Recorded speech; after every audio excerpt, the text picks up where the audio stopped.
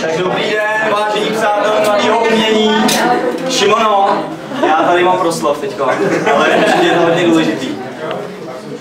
Takový. Ne, jak všichni určitě dobře tušíte, tak se stanete za chvíli svědky kulturní akce, což myslím, že se stává jednou za pár let každému z nás. A chtěl bych říct, že tato výstava, která se dole teď připravuje, se jmenuje Nový krok, což značí, že se bude jednat o něco trošku speciálnějšího. Jelikož je to přesně 12 měsíců od chvíle, co jsme tady spolu s kamarády, bohémy, výtvarníky, umělci otevřeli celkem unikátní prostor první čistě studentské galerie v Praze. A od té doby musím říct, že to jde z kopce. Ale zaplať pán Bůh. Ale jenom tak, jak to bývá, tak se začneme spíš s těma jako špatnýma zprávama. A to chci říct, že prostě takový zajímavé věci se nás potkaly za ten rok. Tak třeba 3 dny potom, co jsme otevřeli minulý rok, nám tam dole v Morně prasklo potrubí. A když jsme to tady s kolegou viděli prvně celý vytopený, jsme si říkali, jestli ta Morna by se spíš neměla přejmenovat na studnu. Jo, že by se to k tomu líp hodilo. Pak další věc je to, co jsme poznali, je, že s obrazama a celkově s uměním, že opravdu se nejedná o housky z Lidla, který prostě každý dopoledne zmizejí a vyprázdní se regály, že to s tím takhle nejde. A pak naopak, zase z druhého soudku, když už se chystá nějaký ten prodej životní, tak kolikrát druhý den člověk má dojem, že by dal prostě 2x tolik tomu kolegovi, který si to odne za to, aby to svoje dítě zase mohl mít doma, protože prostě jenom my víme, jak jsme se s tím nadřeli, jo, nikdo jiný. On si to pověsí na zeď a bude se mu na to prášit. Tak to jsou prostě takové negativní stránky a pak ty pozitivní. Tak například jsme tady hostili, což bylo zajímavý, výstavu tradičního kyrgyzského umění, která třeba začíná jako tradičníma zpěvama, tradičními tanci, což bylo hodně zajímavý i v tom, že na tom metru čtverečním, kde bylo 50 lidí a ještě slečny tam tancovali, tak to byl andický výkon, to myslím, to bylo perfektní.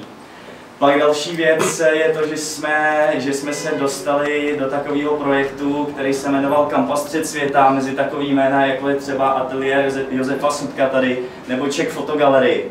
A ten, myslím, proběhl velmi úspěšně, protože já osobně jsem prostě žádnýho rohu nezaslech takový ty klasický obligátní český hesla, jako takový ty, co se prostě šeptem řeknou, že podívej se na to, co je to za čmáranici, to bych zvládnul taky. Nebo podívej se na to, co je to za čmáranici a kolik za to chtěj. A nebo podívej se, co je to za čmáranici, to by moje dítě nakreslilo taky. Tak tohle a zadarmo, že jo? A doma ještě hlavně.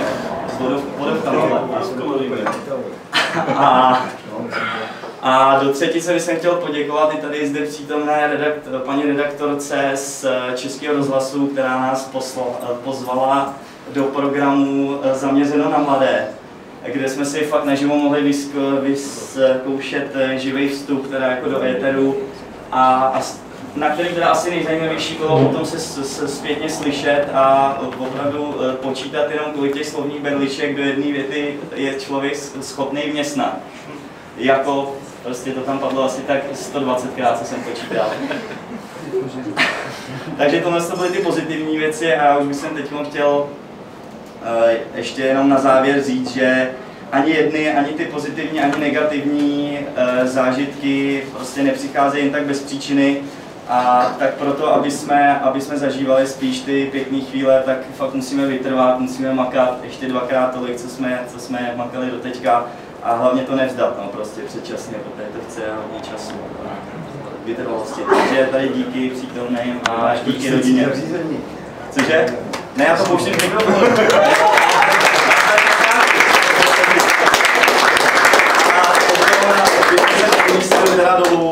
Kde by vám řekl tady kurátor prostě výstavy něco přímo k těm obrazům.